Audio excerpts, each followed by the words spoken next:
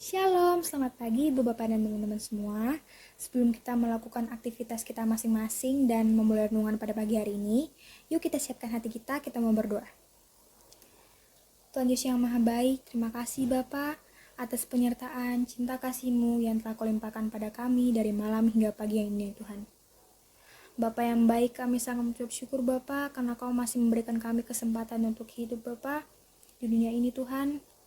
Bapa, biarlah hidup ini itu semua hanya untuk memuliakan nama Bapa. Bapa yang baik, kami sekarang akan mendengarkan firman-Mu Bapa. Kau tolong kami Bapa, bukakan pintu hati kami sehingga dapat membawa bekal bagi masa depan kami Bapa.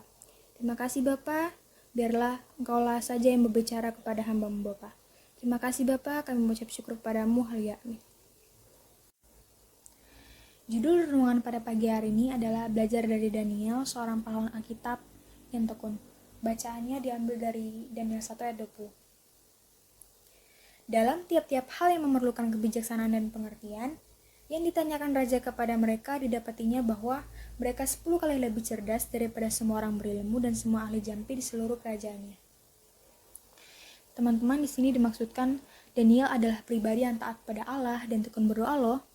Dari kisahnya di dalam kitab Perjanjian Lama, kita dapat membaca bahwa ia biasanya berdoa dengan berlutut dan memuji Allah sebanyak 3 kali dalam sehari. Ada atau tidak ada kegiatan, sibuk atau tidak sibuk, ia tetap berdoa dengan disiplin. Tidak heran kalau Daniel dikatakan 10 kali lebih cerdas daripada semua orang berilmu di seluruh kerajaan. Itu seperti yang dikatakan di Daniel 1 ayat 20 tadi. Dan diketahui bahwa ia memiliki roh yang sangat luar biasa, terdapat di Daniel 6 ayat 4. Kecerdasan Daniel melebihi 120 wakil raja dan 2 pejabat tinggi lainnya. 4 kali terjadi pergantian raja, namun Daniel tetap bertahan dalam jabatannya tersebut. Hal itu membuktikan bahwa Daniel memang berbeda.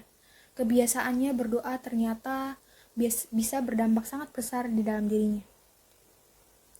Melihat kesuksesan seperti itu, mulailah para pejabat tinggi dan wakil raja merasa dengki dan iri hati lalu mencari kesalahan Daniel. Jadi di situ mereka sangat ingin menjatuhkan Daniel. Namun dalam Alkitab disebutkan bahwa mereka tidak mendapatkan kesalahan apapun. Beberapa kali musuh-musuhnya berusaha mencelakakannya, bahkan beberapa kali Daniel dan teman-temannya berhadapan dengan kematian. Lalu, apakah Daniel gentar dengan semua itu lalu berbalik meninggalkan Allah? Jawabannya adalah tidak. Ia tetap tenang dan berdoa memohon kepada Tuhan. Ketika ia hendak dicelakai, ia tetap beriman teguh pada Tuhan. Sehingga bukannya mengalami kecelakaan, tapi dengan luar biasa ia dapat menyaksikan bahwa kuasa Allah yang dahsyat dan ajaib terjadi dalam hidupnya. Orang banyak pun melihat bahwa Daniel diselamatkan karena kepercayaannya yang penuh pada Tuhan. Ketika kita menghadapi masalah, tuduhan, atau fitnah, kemanakah kita akan pergi mencari jawaban? Seringkali kita mengandalkan kemampuan diri sendiri yang sangat terbatas. Seringkali kita tidak sabar dan akibatnya tersandung untuk memilih jalan alternatif yang instan, yang sangat menyesatkan.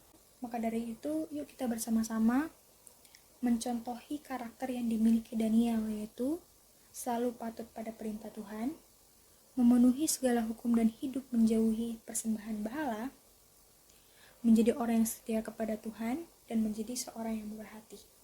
Yuk teman-teman, kita tutup dalam doa. Tuhan Yesus yang baik, terima kasih Bapa karena kami telah mendengarkan firman-Mu Tuhan.